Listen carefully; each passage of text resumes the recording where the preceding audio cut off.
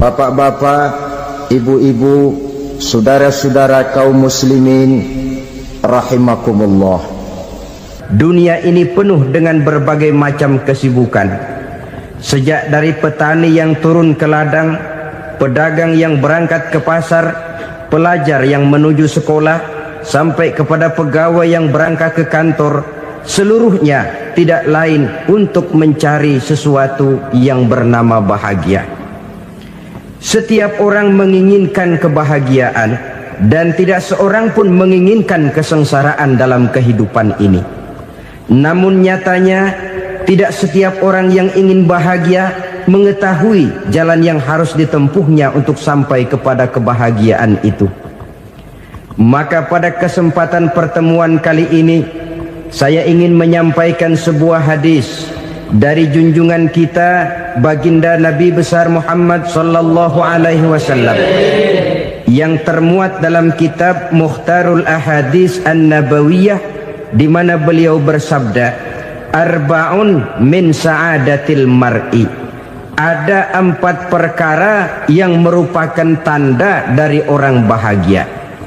Saya mau tanya, di antara saudara-saudara yang hadir di sini, apa ada yang kepengen jadi orang sengsara? Ya. Seluruhnya tentu ingin mendapatkan kebahagiaan. Maka menurut resep dari Nabi kita, tanda orang bahagia itu 4. Jadi kalau saudara ingin bahagia, harus mempunyai 4 perkara ini. Yang pertama, orang bahagia itu kata Nabi, darun wasi'un. Punya rumah biar bagus asal gede.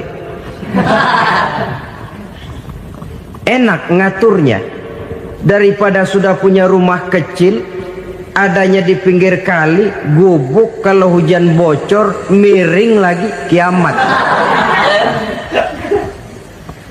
Loh, kalau gitu Islam materialis dong.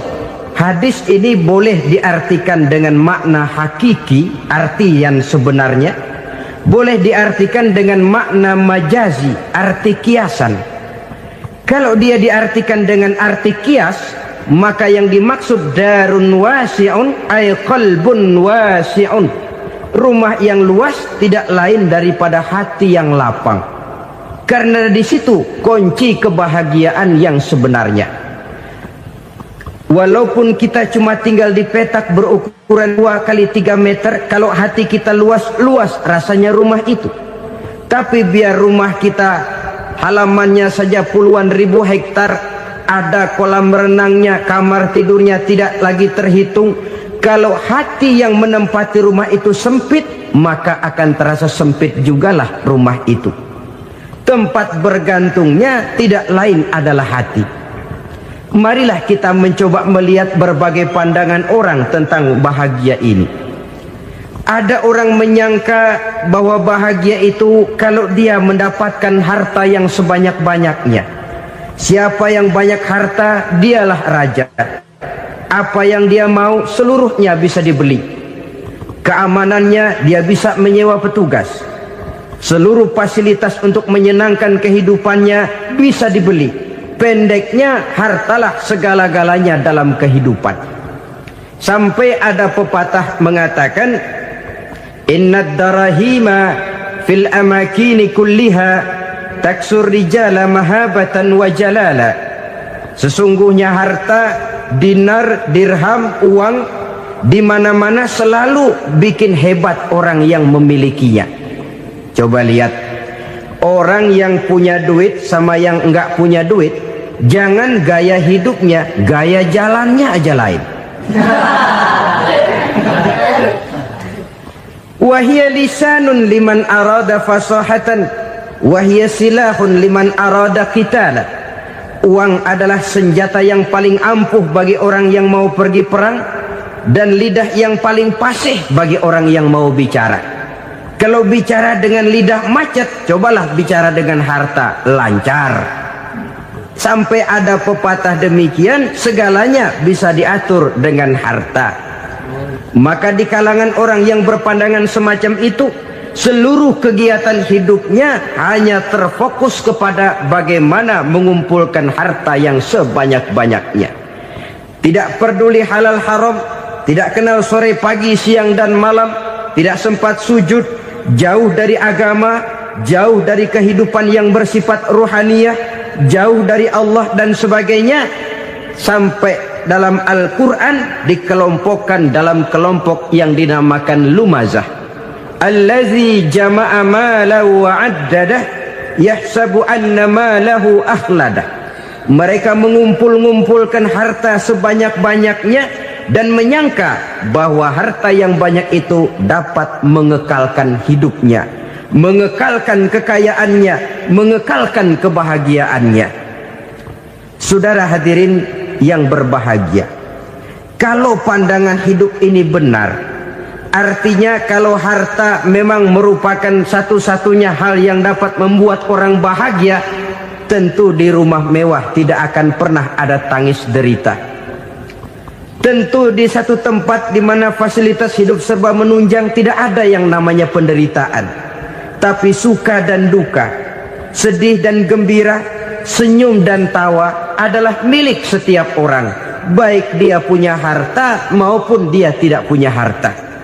Nyatalah bahwa harta semata-mata bukan merupakan jaminan bahwa orang akan bahagia, walaupun tanpa harta orang sulit untuk bahagia. Saya mau cerita, ada orang super kaya, namanya Aristotle Onesimus, raja tanker Yunani. Dia punya kapal tanker saja konon sampai 11 banyaknya. Punya perusahaan penerbangan yang disebut Olympic Airlines. Punya hotel di berbagai kota besar di dunia ini, sejak dari New York, London, Paris, Rome dan sebagainya. Bahkan punya pulau yang dia namakan Pulau Scorpio. Ini kan namanya sudah kaya nggak tanggung-tanggung, punya pulau. Nah, dia punya 2 orang anak, yang satu laki-laki namanya Alexander, yang satu perempuan namanya Maria Onesimus. Seluruh harapannya tertumpah kepada anak lakinya Alexander ini, yang akan meneruskan usahanya, meneruskan kekayaannya, meneruskan dinastinya. Apa yang terjadi? Ternyata anak yang dia harapkan yang bernama Alexander ini mati muda dalam kecelakaan pada waktu dia olahraga. Apa olahraganya? Namanya olahraga anak orang kaya, golongan jet set. Olahraganya olahraga pesawat terbang. Jatuh, ya nggak kapungut, habis mati. Tinggal satu anak perempuannya, Maria Onesimus. Tapi anak perempuan ini juga malah urakan. Terakhir dia pacaran, bahkan kemudian kawin sama orang Rusia. Rupanya Aristotle Onesimus ini broken.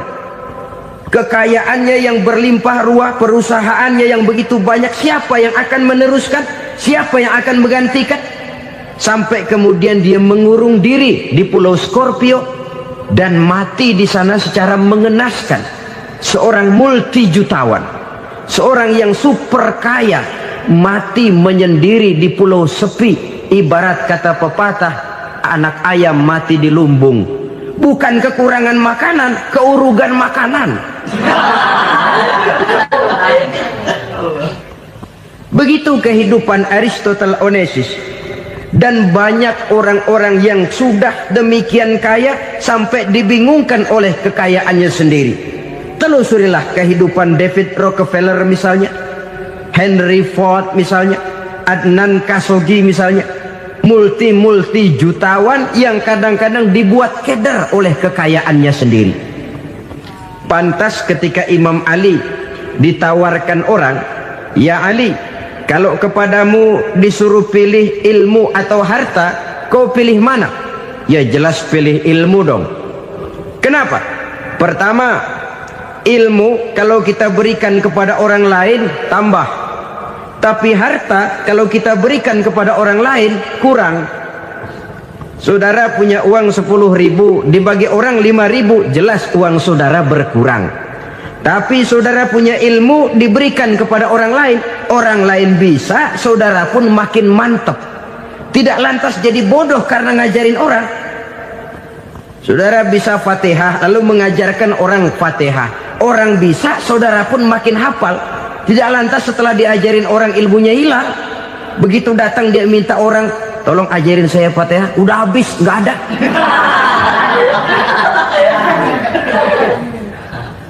Yang kedua kata Imam Ali, ilmu menjaga kita. Kalau harta, kita yang harus jaga. Makin banyak ilmu, makin terpelihara diri seharusnya. Tetapi makin banyak harta, makin bingung kita jaganya. Sampai kadang-kadang kalau perlu seluruh keliling rumah dipasangi alarm. Belum cukup disewakan anjing besar-besar, pasang di depan pintu, awas anjing galak. Masih belum cukup juga, cari centeng tukang-tukang kepruk jaga rumah. Masih terasa belum aman, padahal rumahnya dikelilingi tembok besar. Di balik tembok ada pintu-pintunya tebal. Di balik pintu itu terbuka masuk kamar, kamar pun ada pintunya, pintunya pun kuat. Masuk ke dalam kamar ada lemari, lemarinya pun pintunya kuat, dikunci, kuncinya pun kuat. Tapi terhadap seluruhnya yang timbul cuma sekedar was-was saja. Kesimpulannya sekali lagi, tanpa harta orang memang sulit untuk bahagia. Tapi harta semata-mata tidak merupakan jaminan orang akan bahagia. Dengan hati yang luas, itu modal utama untuk mencapai kebahagiaan hidup. Orang yang hatinya luas, saudara-saudara, punya hati yang lapang, melihat kenyataan hidup ini, dia bersyukur senantiasa kepada Allah. Lantas tidak timbul hasud dan iri hatinya. Oleh karena itu jiwanya selalu lapang. Kalau tidak, cupik hati namanya, dangkal pandangan, tidak senang melihat orang lain dapat nikmat, dan itu sering dijadikan contoh. Kalau orang yang lapang dada, dia lihat tetangganya beli TV baru, dia berkata, alhamdulillah ya, tetangga kita beli TV, mudah-mudahan kita bisa ikut nonton. Lapang dadanya. Tapi orang yang sempit hati, lihat tetangga beli televisi, meriang. Enggak diapa-apain, meriang. Besoknya dengar tetangga beli motor, makin sakit, ke rumah sakit. Lalu di rumah sakit dengar tetangganya beli mobil, mati. Disiksa oleh perasaannya sendiri. Orang kalau hati sudah sempit dalam hidup, kemanapun dia pergi, sempit rasanya medan kehidupannya. Kemudian kita melihat juga ada orang yang menilai bahwa bahagia itu katanya kalau punya kedudukan yang tinggi, pangkat yang agung, wibawa yang besar. Mungkin betul, tapi mungkin juga tidak. Bergantung kepada hati orang yang punya pangkat itu. Sama dengan harta tadi. Harta akan membawa bahagia kalau dia jatuh ke tangan orang yang berhati lapang. Tapi harta akan jadi bencana kalau jatuh ke tangan hati orang yang sempit.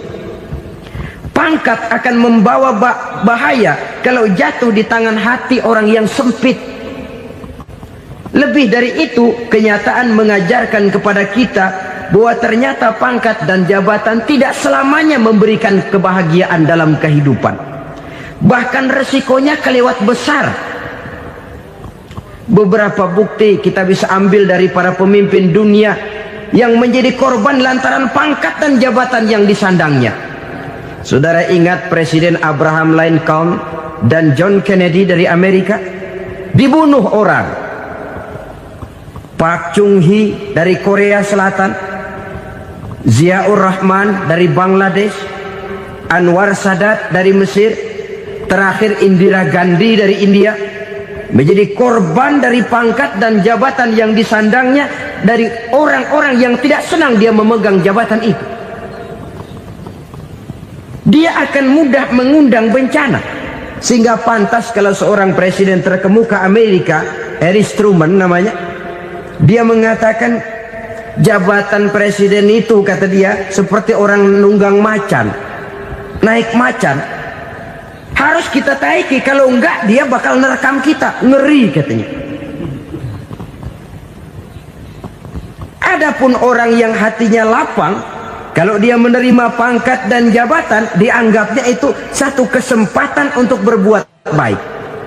Tapi orang yang berhati sempit, menerima pangkat dan jabatan, bukan kadang-kadang menerima, malah berusaha setengah mati mencapai dengan segala cara. Kalau perlu jilat atas, jilat atas. Jadi golongan sumuhun dawu. Jadi kelompok kulon nuwun, yes sir, yang kerjanya cuma oke bos. Kalau perlu jilat atas, jilat atas. Kalau perlu injak yang bawah, injak yang bawah. Perlu sikut kiri kanan, sikut kiri kanan. Yang penting pangkat dapat, jabatan dapat. Orang yang semacam ini, kalau sudah mempunyai pangkat dan jabatan, biasanya dia tidak menganggap itu sebagai amanah, tidak menganggap sebagai kesempatan berbuat baik, tapi malah kesempatan untuk memperturutkan hawa nafsunya yang dilatar belakangi oleh kesempitan hatinya tadi. Apalagi kalau orang memperoleh pangkat karena banyak mengeluarkan uang, seakan-akan pangkat dan jabatan itu sekarang macam proyek pakai tender. Siapa yang berani bayar segini naik, nggak berani minggir. Padahal logikanya, kalau orang mencapai satu jabatan karena banyak mengeluarkan uang, hampir bisa dipastikan bahwa setelah jabatan itu dia pegang, langkah pertama yang akan dilakukannya ialah berusaha bagaimana uang yang dia keluarkan supaya kembali. Ya paling kurang pulang modal dulu dong. Soal mikirin rakyat soal nanti, tapi ini modal harus pulang. Itu celakanya kalau orang memperoleh pangkat dan jabatan cuma karena banyak mengeluarkan uang. Jarang orang yang mempunyai keyakinan dan pandangan bahwa pangkat dan jabatan merupakan amanah. Jadi sekali lagi, pangkat dan jabatan mungkin saja membawa kebahagiaan kalau jatuh ke tangan orang yang berhati lapang. Tapi bisa jadi bencana kalau dia jatuh ke tangan orang yang mempunyai hati yang sempit. Dan lagi-lagi stresnya hati yang lapang. Lalu sebagian orang, saudara, ada yang berpandangan katanya bahagia itu kalau jadi orang terkenal, mempunyai popularitas, menjadi idola di kalangan remaja, di kalangan orang tua, di segala lapisan masyarakat. Padahal makin populer orang, makin terikat dia. Ya kalau macam kita ini kan nggak punya nama, nggak populer, tengah malam buta mau nongkrong di warung Tegal aman. Tapi pangkat, jabatan, kedudukan, popularitas menyebabkan kita diikat dengan berbagai macam peraturan. Cuma mandi sama ke WC saja yang nggak dikawal.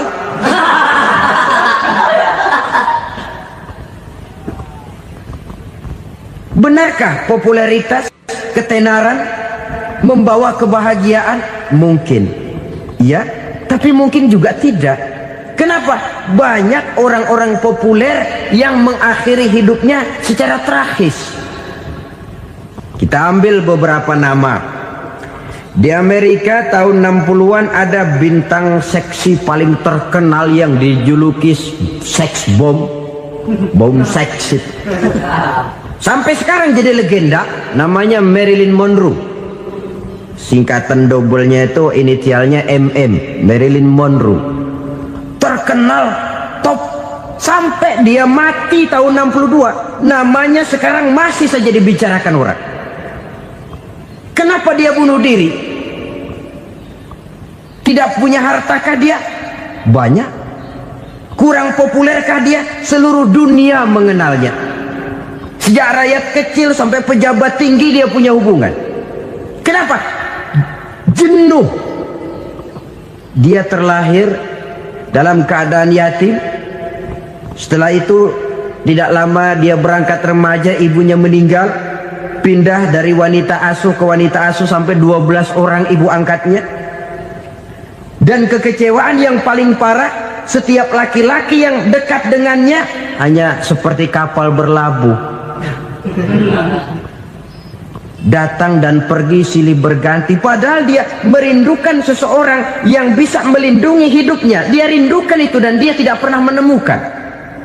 Itu yang akhirnya menyebabkan dia minum pil tidur kelewat dosis, minum obat tidur kebanyakan, ya tidur terus sampai sekarang.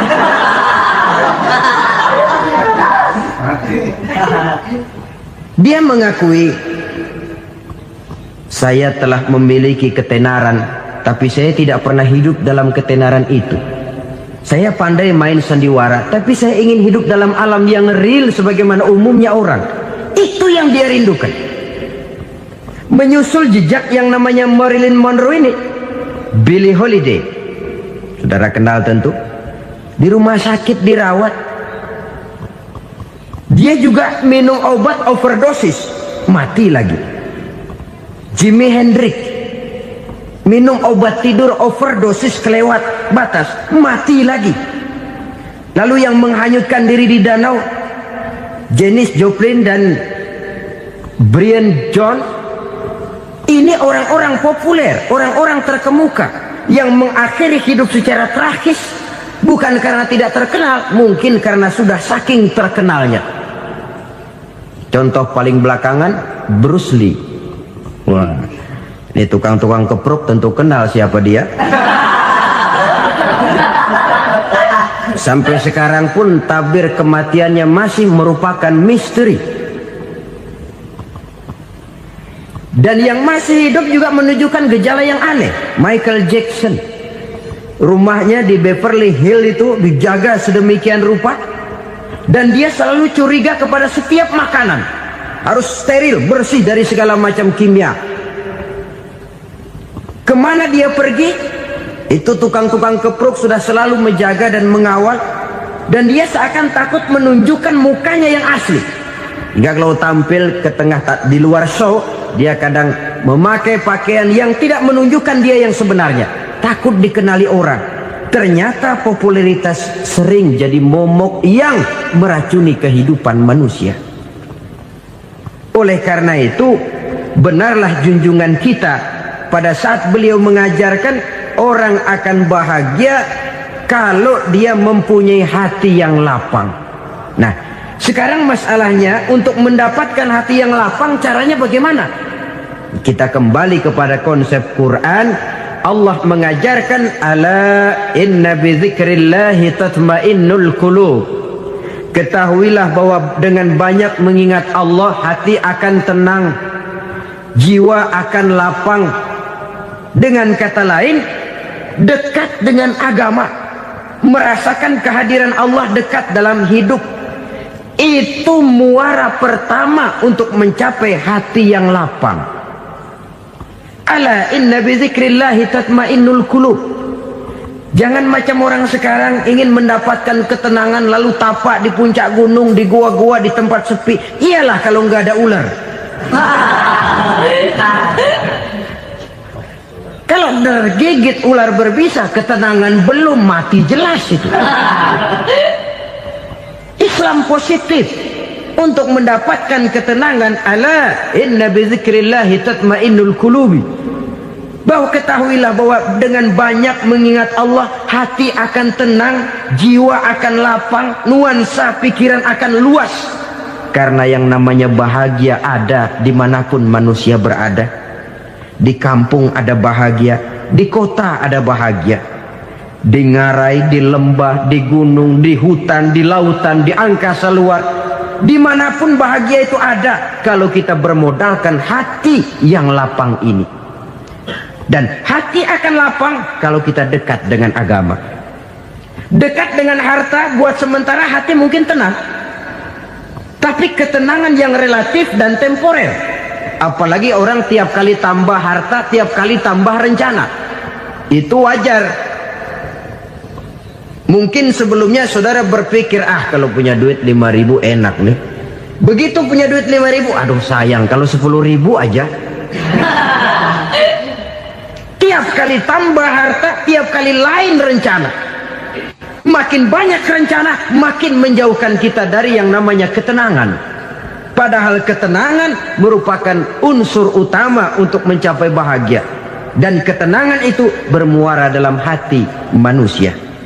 Tengoklah kehidupan ini. Orang yang banyak harta dengan orang miskin, berbedakah rasa sakit yang mereka tanggungkan? Rasanya tidak. Walaupun si kaya tidur di kasur empuk berselimutkan sutra mahal, sementara si miskin meringkuk di balai bambu yang keras dan kasar. Apabila maut datang, dia juga tidak pernah pilih bulu. Maut datang menjemput si kaya di singgasana keemasannya, dikelilingi oleh para pengasuh, dayang dan idang serta para pengawal. Dan maut pun datang menjemput si miskin papa, sehingga ia tergelepar di tepian jalan. Kedua-duanya bernama mati. Kalau nyata bahwa sakit yang ditanggung si kaya tidak beda dengan sakit yang ditanggung si miskin, bukan harta semata yang membuat orang bahagia. Hati yang tenang, jiwa yang lapang penuh kedamaian karena banyak berzikir dan mengingat Allah, itu merupakan modal utama untuk mencapai sesuatu yang bernama bahagia.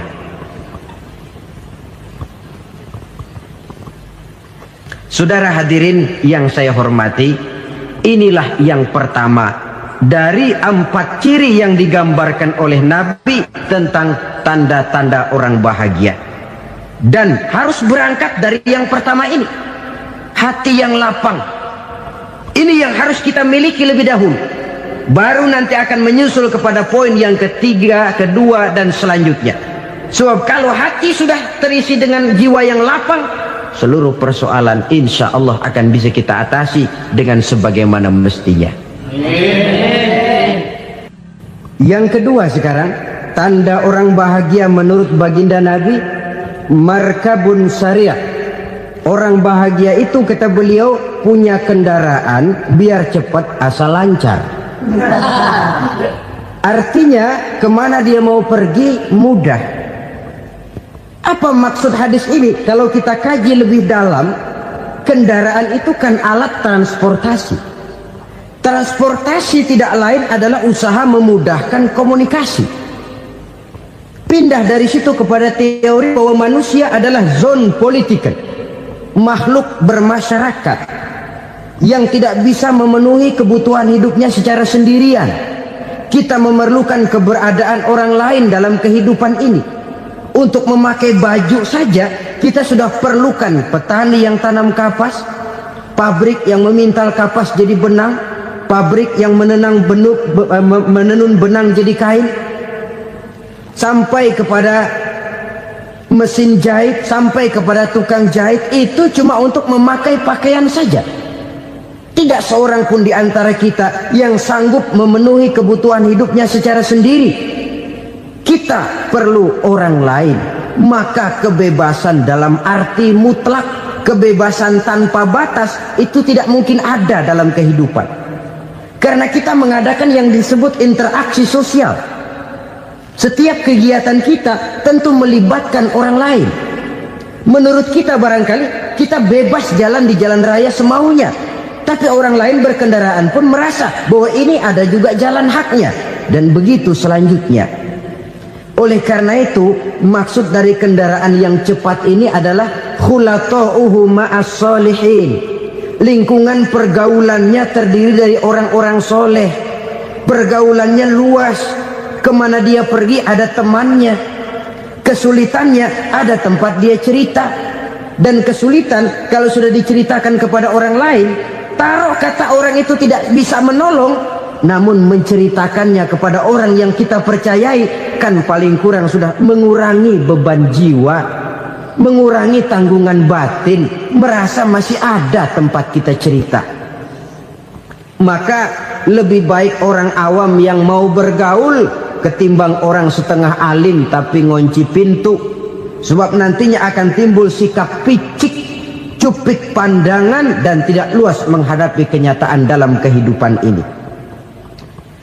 Namun yang harus kita garis bawahi, pergaulan memang mesti luas. Namun jangan sekali-kali lupa bahwa pergaulan sangat besar pengaruhnya dalam ikut membentuk kepribadian manusia. Sehari-hari bisa kita bilang Kalau kita dekat sama tukang minyak wangi, sekalipun nggak dibagi minyaknya, baunya tentu dapat. Betul? Tapi dekat sama tukang elas, walaupun nggak kena apinya, asapnya mesti kena. Kalau Syauqi mengatakan lebih jelas lagi, man asyaral asyrafa asya musyarrafan wa muasyiral anzali ghairu musyarrafin. Awalam taral jildal hakira muqabbalan bisagri lamma sara jildal mushaf. Siapa yang bergaul dengan orang mulia, dia bakal ikut menjadi mulia. Tapi siapa yang berteman dengan orang hina, dia tidak bakal ikut menjadi mulia. Tidakkah kau lihat, kata Syauqi, kulit kambing yang hina pun dicium orang ketika menjadi kantong Quran. Kulit kambing hina, kalau dia sendirian gak ada yang mau cium. Tapi begitu dia bergaul dengan Quran, menjadi kantong Quran, dipakein minyak wangi, ditaruh di tempat yang tinggi, mau diambil dicium dulu, dibawa dengan penuh hormat dan hati-hati. Kulit kambing yang hina lantaran berteman dengan Quran, numpang mujur. Tapi coba lihat kalau kulit kambing berteman dengan kayu, jadi beduk, habis. Zohor dikemplang, asar dipukul. Itu pun sedikit saja, cuma salah milih teman. Yang temannya Quran dihormati orang, yang temannya kayu lantaran jadi beduk, gelap-gelap subuh orang udah kemplangnya.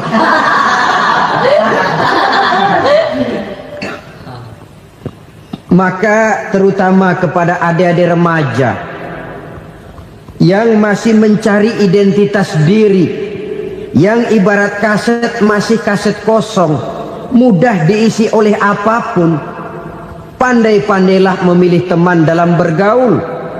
Karena banyak orang yang tadinya baik-baik, ketika terseret dalam pergaulan dengan orang yang tidak baik, kebaikannya menjadi lentur dan luntur.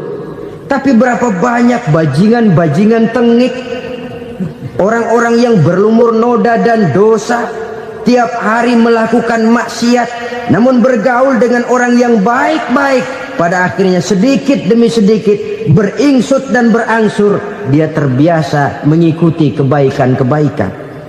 Saya tekankan ini kepada remaja karena mereka masih mencari identitas diri.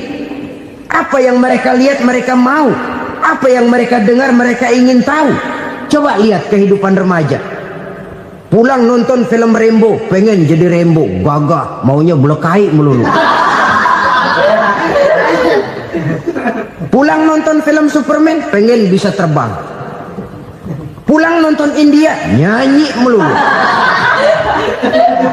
Wajar, mereka masih mencari identitas diri. Saya ini sebenarnya siapa? Lingkungan, pergaulan akan membentuk itu. Karena itu pandai-pandailah bergaul, karena ia sangat besar pengaruhnya dalam ikut membentuk kepribadian manusia. Apalagi sifat yang jelek lebih cepat menularnya ketimbang sifat yang baik. Sifat yang baik, watak yang soleh itu lambat sekali untuk menular. Tapi yang tidak baik, kan prosesnya mah kalau remaja biasanya mula-mula dengar. Karena dengar lalu pengen tahu. Karena pengen tahu lalu ngeliatin. Begitu ngeliatin kan pengen nyobain. Setelah nyobain ketagihan. Nah, ini prosesnya. Yang namanya ganja, morfin, narkotik awalnya kan begitu. Mula-mula dengar katanya kalau sudah fly to the sky, sudah melayang ke langit katanya, disitulah puncak kebahagiaan. Mulanya cuma dengar. Karena dengar pengen tahu. Karena pengen tahu lalu ngeliat, kumpul sama orang yang suka ngeganja. Setelah ngeliat, nah pengen ngerasain.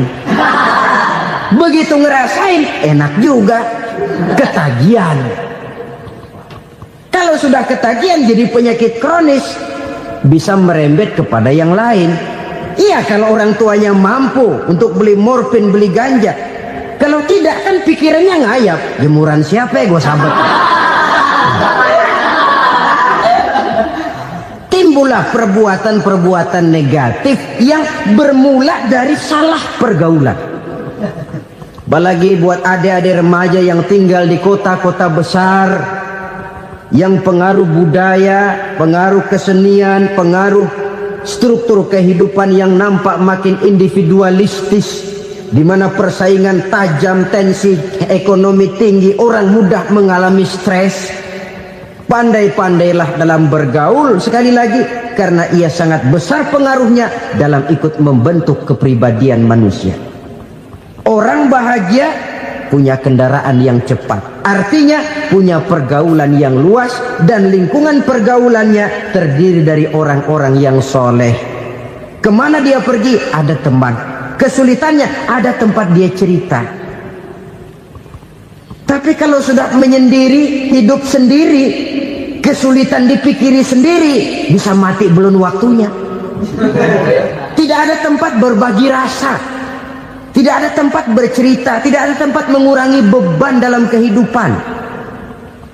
Pantas betul kalau Islam sangat menggalakkan dan menganjurkan orang kalau sudah sampai waktunya itu untuk melangsungkan nikah. Kata Nabi, ya ma'syaras syabab man istata'a minkumul ba'at falyatazawwaj. Hai para pemuda, kalau sudah mampu memberi nafkah, kawinlah, nikahlah kamu. Kenapa? Sudah ada teman hidup, tempat berbagi rasa.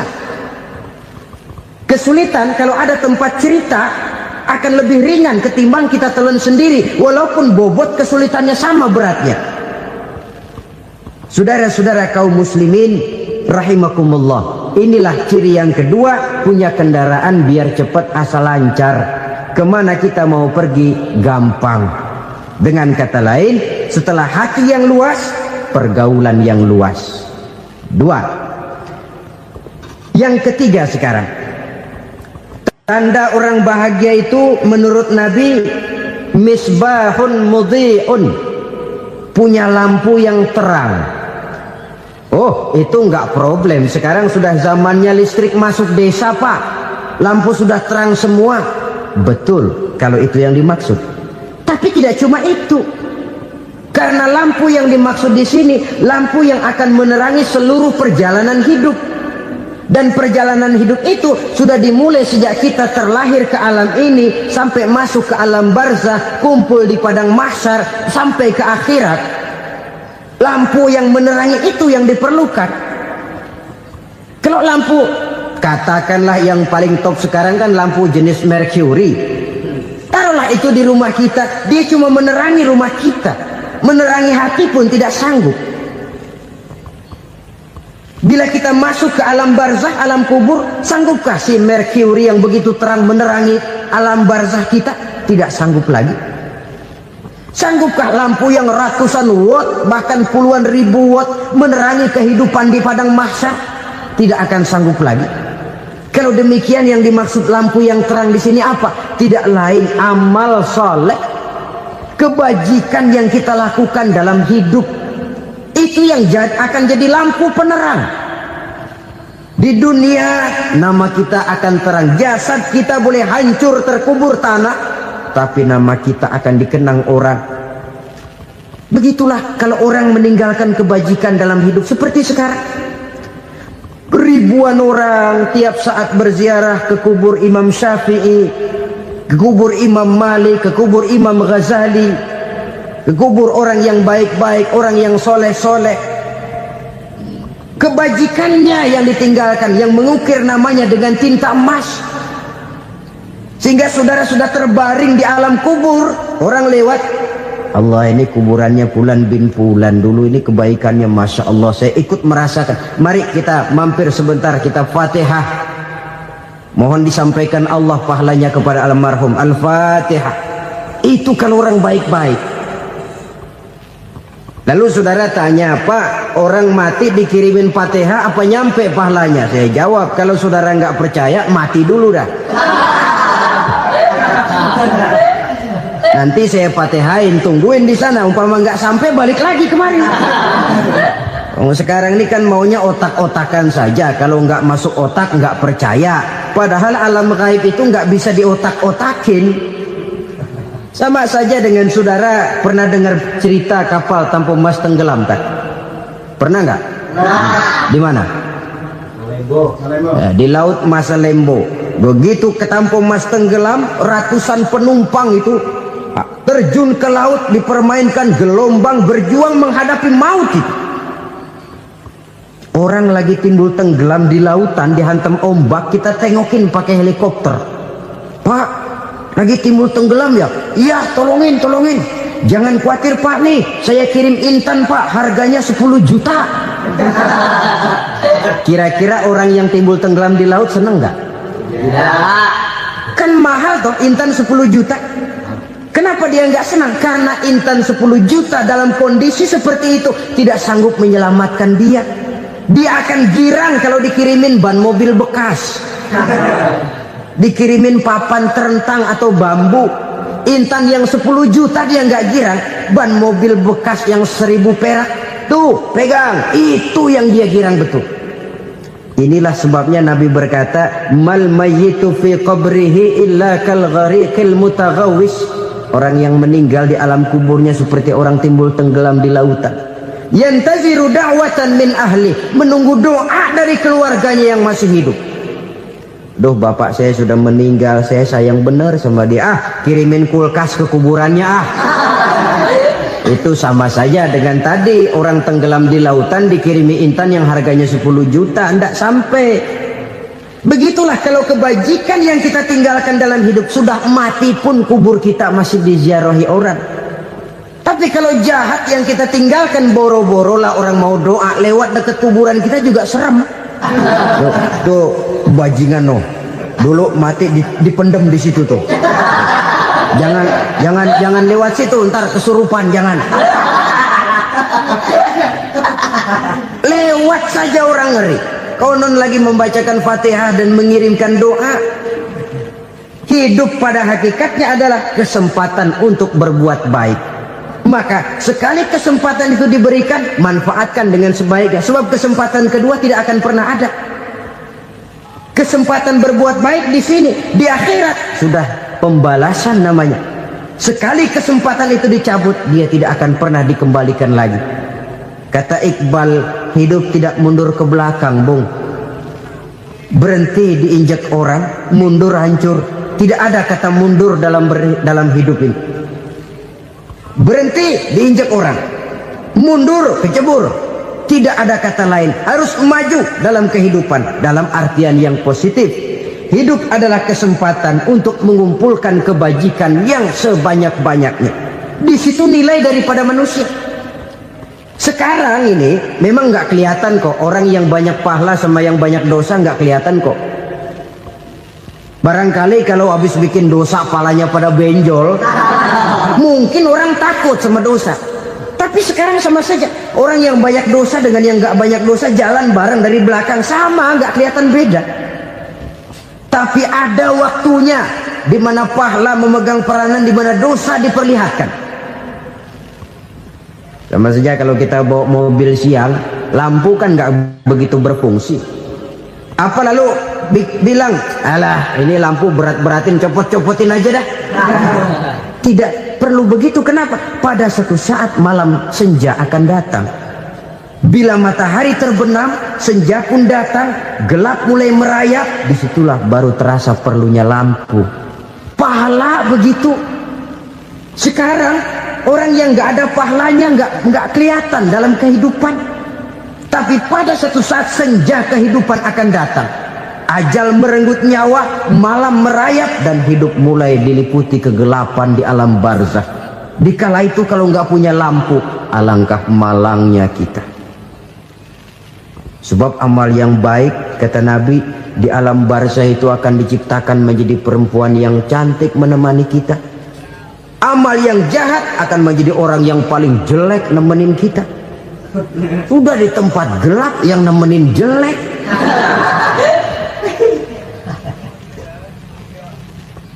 Kaum muslimin rahimakumullah. Kalau demikian masalahnya, tergantunglah kita pandai memanfaatkan waktu. Al-waktu kasayf, waktu itu cepat sekali. Yang namanya waktu itu tahu-tahu. Tahu-tahu udah tahun 87. Tahu-tahu udah begitu. Tahu-tahu yang kemarin anak-anak, sekarang udah pada punya anak.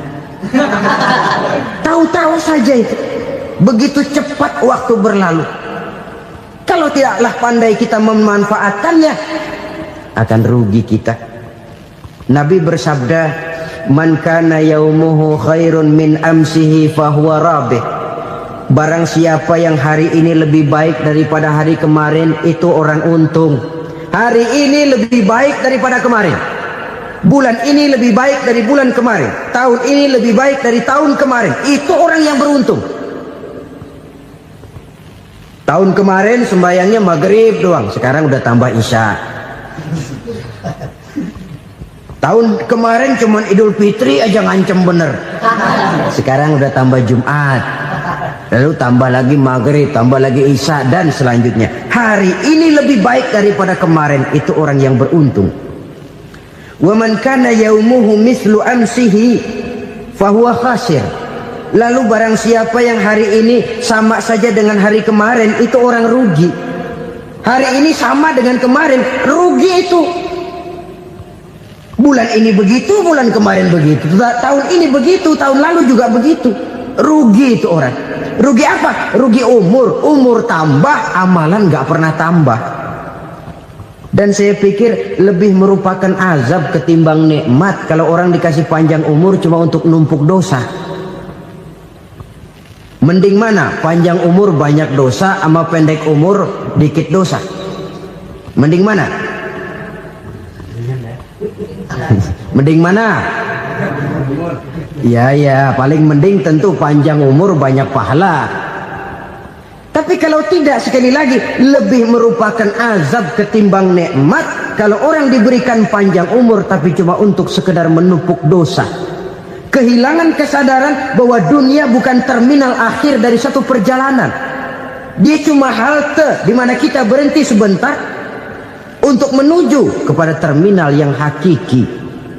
Saudara-saudara kaum muslimin rahimakumullah, inilah lampu yang akan menerangi kehidupan, amal yang kita lakukan di dalam kehidupan. Jadi yang dimaksud dengan lampu yang terang, kebajikan yang kita kerjakan dalam hidup. Nah, setiap orang di awal tadi saya bilang ingin bahagia. Bahagia itu kan hakikatnya kumpulan senang dan selamat. Senang, selamat. Apa bedanya? Senang tapi tidak selamat, nggak bahagia. Selamat tapi nggak senang, nggak bahagia orang. Contoh, kalau orang korupsi, duitnya banyak, senang dia, tapi keselamatannya. Ada tentara baris di samping rumahnya udah bingung, padahal tentara latihan. Tentara cuma latihan, dia bingung. Senang, tapi karena keselamatannya tidak terjamin, dia tidak bahagia. Sebaliknya pegawai negeri jujur benar cuma segaji-gajinya, selamat nggak korupsi tapi melarat, ya nggak bahagia juga, kurang senang. Kesenangan dan keselamatan untuk dunia saja, ya sekali lagi, kalau cuma sekedar untuk dunia saja bisa dibeli pakai uang, bisa dibeli pakai uang. Saudara ingin selamat bisa dibeli pakai uang, saudara ingin senang bisa dibeli dengan uang. Tapi setelah mati masuk ke alam barzah, habis kekuasaan uang. Nggak bisa lagi beli keselamatan pakai uang, tidak mungkin lagi membeli kesenangan dengan uang. Di situ pahala yang megang peranan. Makin banyak pahala, makin banyak saham untuk membeli kesenangan dan keselamatan, untuk memperoleh yang namanya bahagia. Dan jangan lupa loh, di alam barzah kita nggak sebentar, menunggu datangnya kiamat. Loh iya, kalau kita begitu dikuburin terus kiamat datang, untung. Tapi kalau masih harus 1000, 2000, puluhan ribu tahun yang akan datang, dalam satu penantian yang begitu lama, tanpa saham untuk memperoleh kebahagiaan, satu kemalangan yang tidak ada pernah putus-putusnya. Janganlah tergelincir oleh kebahagiaan sebentar yang menipu dengan mengorbankan kebahagiaan hakiki yang berjangka panjang. Apa artinya senyum sejenak kalau harus ditebus dengan tangis seumur hidup? Biarlah kita minum jamu, pahit memang, getir memang, tapi kan besok badan sehat. Daripada sekarang minum sirup, manis memang, enak memang, tapi bibir pada jontor besoknya. Sirawan, batuk, nggak karu-karuan. Banyak orang tertipu oleh kesenangan yang sebentar, padahal laisa kullu ma yalma'u zahaban. Belum tentu semua yang berkilat itu emas, belum tentu semua yang gemerlap itu intan. Karena itu marilah manfaatkan kesempatan yang diberikan Allah ini untuk mengumpulkan kebajikan yang sebanyak-banyaknya. Yang terakhir sekarang, yang keempat, tanda orang bahagia kata Nabi. Zaujatun salihah.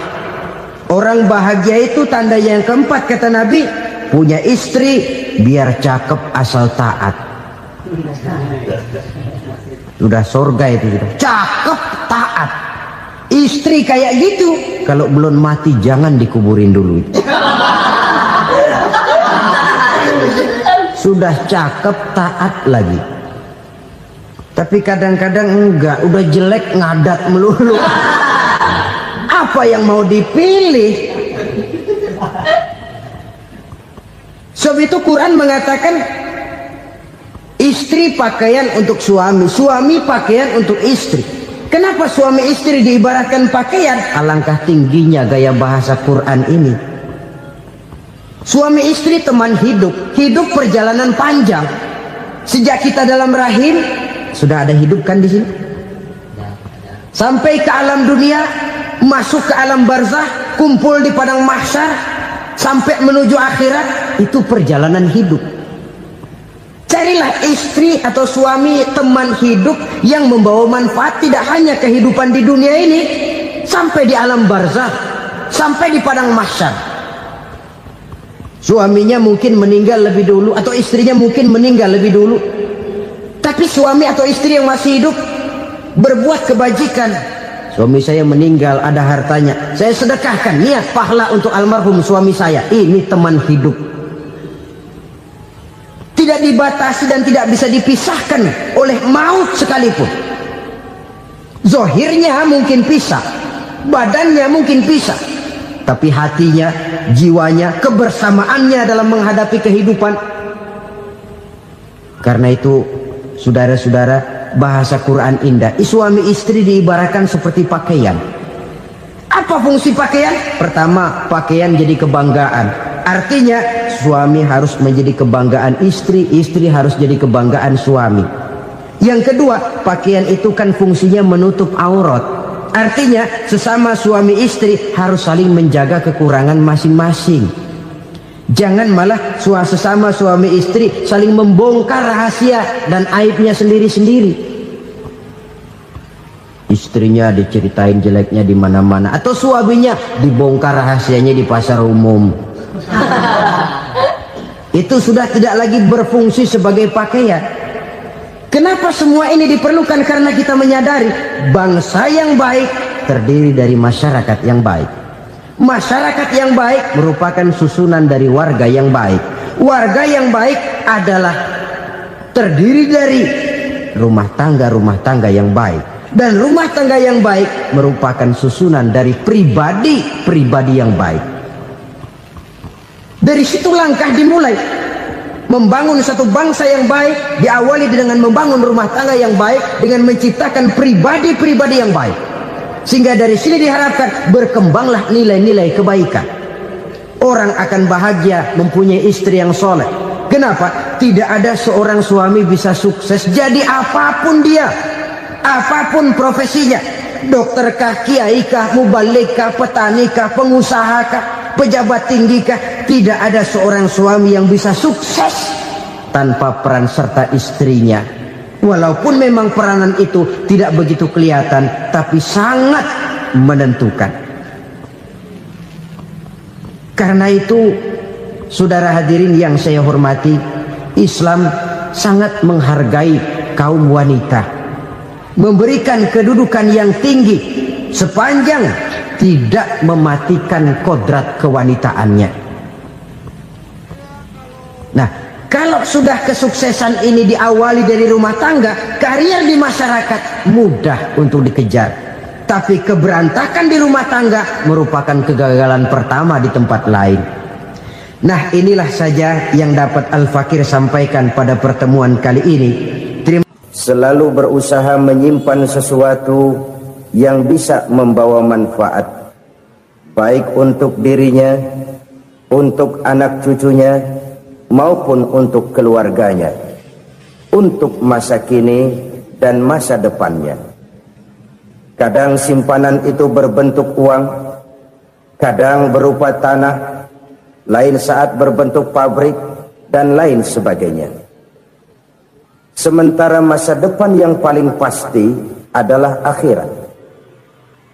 Jika untuk masa depan dunia kita rela memeras keringat, membanting tulang, pergi pagi dan pulang petang, menyimpan uang, menyimpan tanah, menyimpan pabrik, pernahkah kita merenung jika satu saat kiamat datang, kita dibangkitkan dari kubur masing-masing, berdiri di padang mahsyar untuk mempertanggungjawabkan seluruh kegiatan hidup kita di dunia ini, lalu kita akan menuju ke alam akhirat.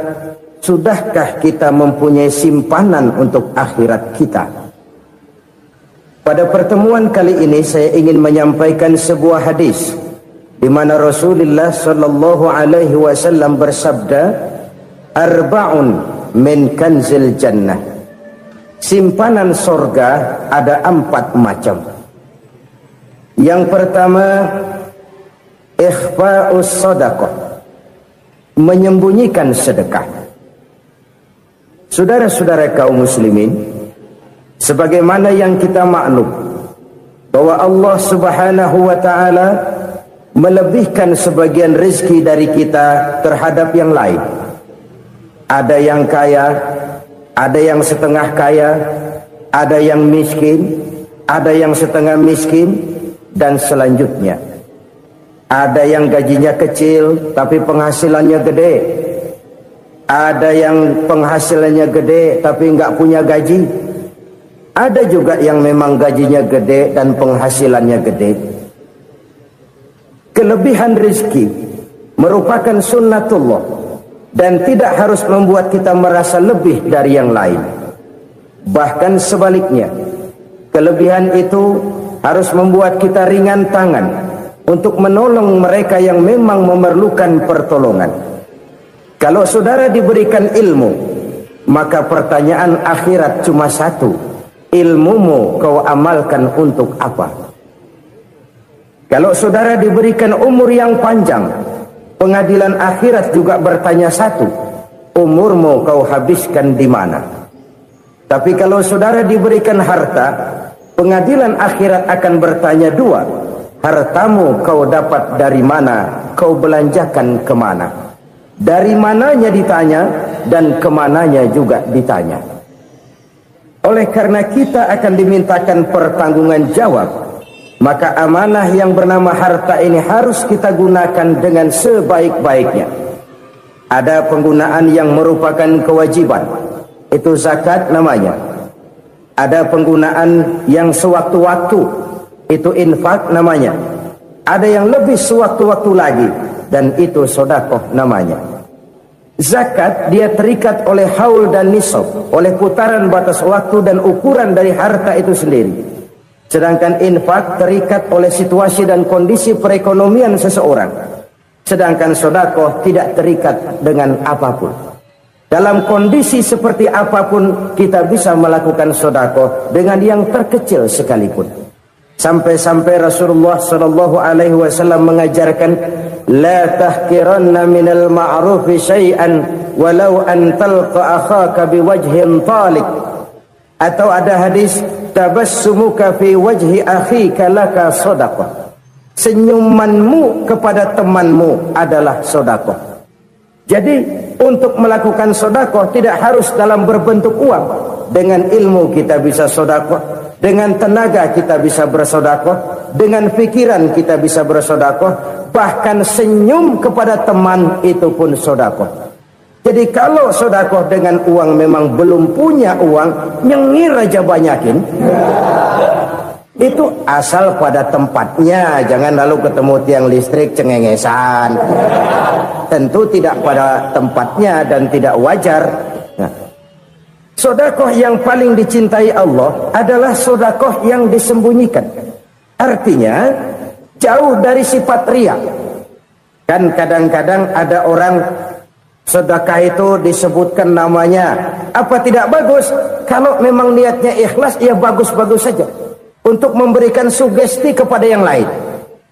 Si Fulan bin Fulan nyumbang sekian, diumumkan.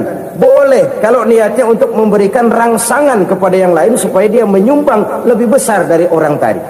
Tapi kalau itu mendatangkan riya, maka sedekah yang paling dicintai Allah adalah sedekah yang disembunyikan. Tangan kiri saja tidak tahu apa yang diberikan oleh tangan kanan. Sedekah yang dilakukan dengan ikhlas akan merupakan perbendaharaan surga, tersembunyi dari pandangan orang lain, tidak seorang pun tahu. Karena memang sikap yang baik adalah melupakan kebaikan dan mengingat kesalahan. Itu salah satu ciri orang bahagia.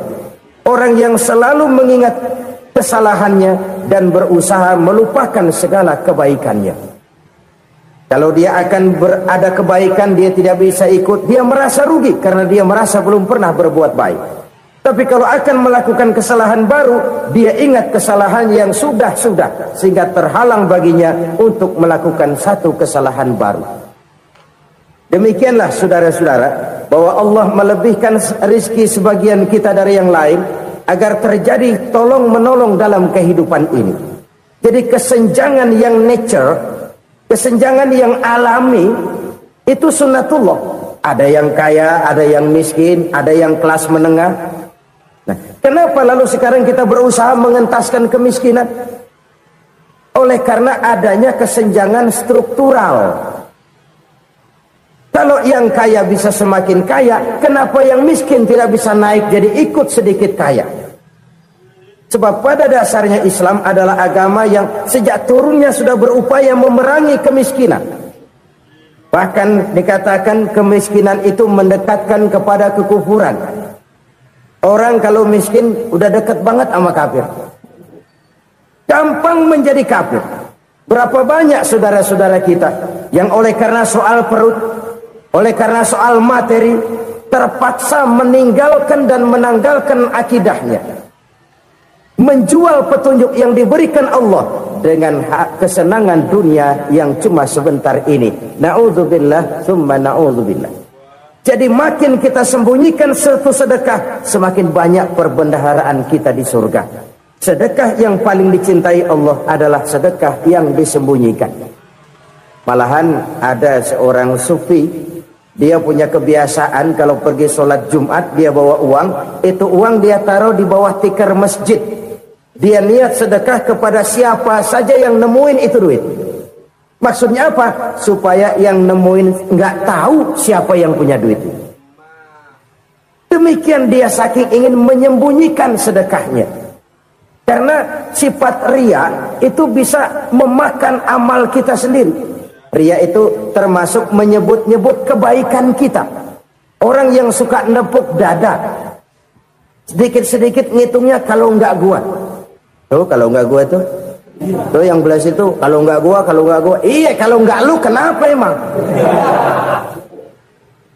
Orang yang suka menepuk jasad. Tuh biasanya memang begitu saudara-saudara. Kalau perang lagi berkecamuk, orang nggak sempat ngaku jadi pahlawan. Tapi begitu perang selesai, yang kagak kenal bedil ngaku pahlawan, mas. Itu sesuatu yang biasa. Oleh karenanya, orang-orang yang ikhlas dalam bersedekah, disembunyikannya sedekah itu, Allah cinta betul. Malahan ada hadis memberikan jaminan, inna sadaqatal mar'il muslimi tazidu fil umri wa tadfa'u mitatas su'i.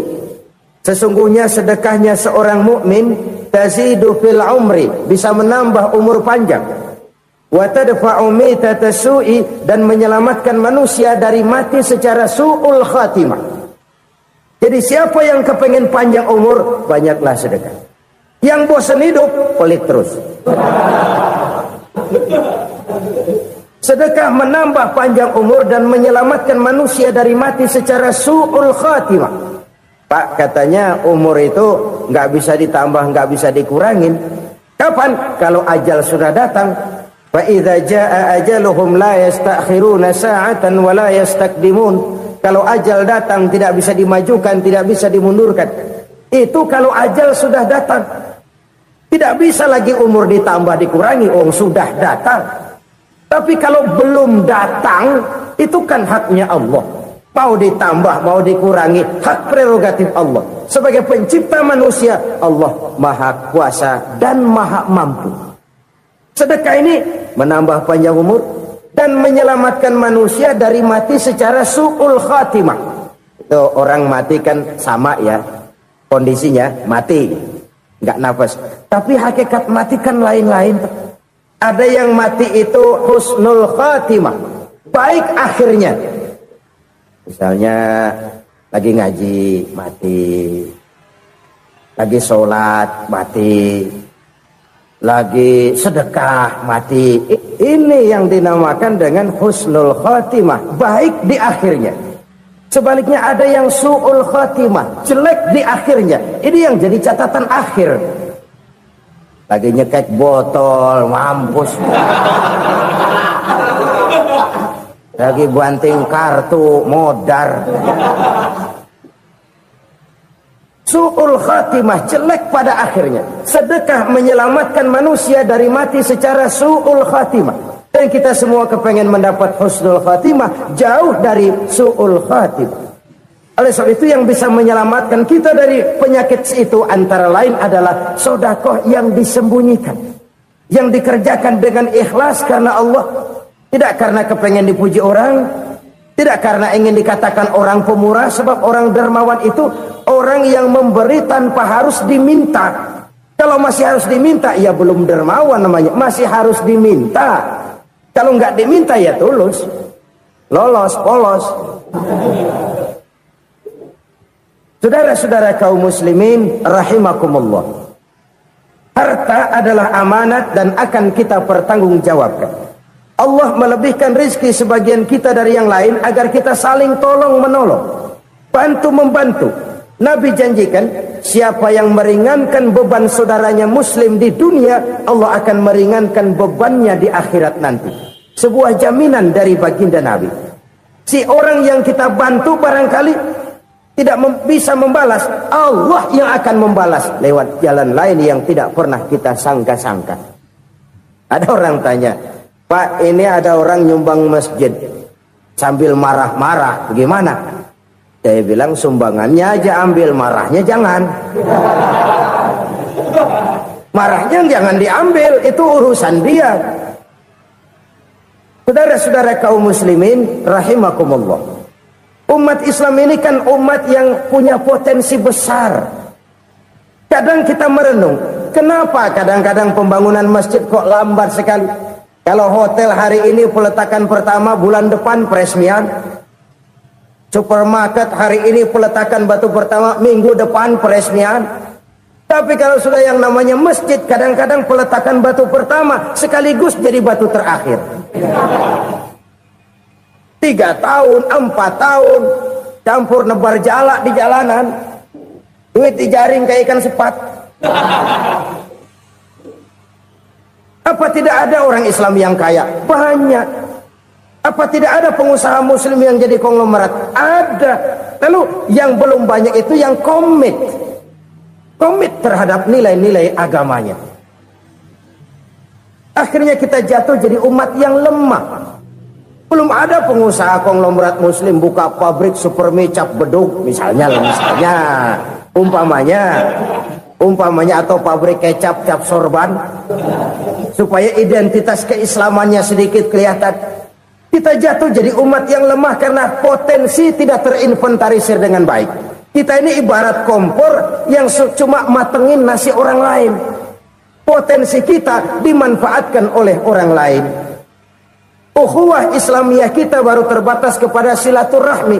Ukhuwah di bidang ekonomi kita lemah, ukhuwah di bidang kebudayaan kita lemah, apalagi ukhuwah di bidang politik kita lebih rapuh lagi. Padahal ukhuwah itu adalah totalitas kehidupan manusia, menyangkut ipolek sosbud, memerlukan nilai-nilai ukhuwah. Jadi oleh karena itu mari kita menyadari di dalam harta kita, walaupun kita yang cari, pergi pagi, pulang sore, peras keringat, banting tulang, di sana ada harta anak yatim. Di sana ada hak masjid. Di sana ada hak pesantren, di sana ada hak jihad. Berbahagialah seseorang apabila dia oleh Allah dijadikan keran. Keran itu menyimpan air, tapi tidak untuk dirinya, tapi disalurkannya kepada mereka yang memang memerlukannya. Saudara-saudara kaum muslimin rahimakumullah, ini yang pertama. Jadi perbendaharaan surga adalah menyembunyikan sedekah. Orang lain nggak tahu, kita pun nggak pernah ngitung-ngitung. Kita anggap lewat begitu saja, padahal itu deposit akhirat. Satu. Yang kedua, perbendaharaan surga itu apa? Wa kitmanul musibah, menyembunyikan kesulitan. Kadang orang takut menghadapi kesulitan, tapi makin kita merenung, hidup ini kan sebenarnya urusan. Takut sama urusan, ya jangan hidup. Tandanya orang hidup itu kalau punya urusan. Urusan melupakan problem, problem sering menimbulkan kesulitan. Kesulitan bukan untuk ditakuti, tapi untuk diatasi dan dicarikan jalan keluarnya. Siapa sih orangnya yang nggak pernah sulit-sulit? Makin tinggi status sosialnya, makin gede urusannya. Makin tinggi kualitas imannya, makin berat tingkat kesulitannya. Cuma memang yang namanya enak itu seperti pelangi. Biang lala itu nggak pernah di atas kepala kita, di atas kepala orang melulu. Lu sih enak lu, kata kita. Dia juga bilang yang enak kan lu. Pelangi itu nggak pernah di atas kepala kita. Kata tukang beca, aduh enak ya naik Mercy. Kata tukang beca, apa yang di dalam mobil Mercy? Aduh enak bener tukang beca, di jok ngeringkuk ngorok pulas bener. Saya kamar pakai AC, sejuk, tempat tidur sutra, empuk, alga, spring bed, kulak kulik, nggak bisa pulas kalau belum minum Valium, belum tidur. Enak bener tukang beca, di jok ngorok nggak tahu wetan kulon. Si tukang beca bilang yang di Mercy enak, yang di Mercy bilang tukang beca enak. Inilah enak, nggak pernah di atas kepala kita, di atas kepala orang lain melulu enak itu. Nah, saudara-saudara, yang merupakan perbendaharaan surga itu orang yang bisa menyembunyikan kesulitan, baik pribadi ataupun rumah tangga. Ini terutama rumah tangga yang jadi soalnya. Kadang-kadang kita ini kalau senang, sebaliknya kalau senang kita diam, kalem aja, cuek. Banyak banget duit kita bawaan, diam aja udah.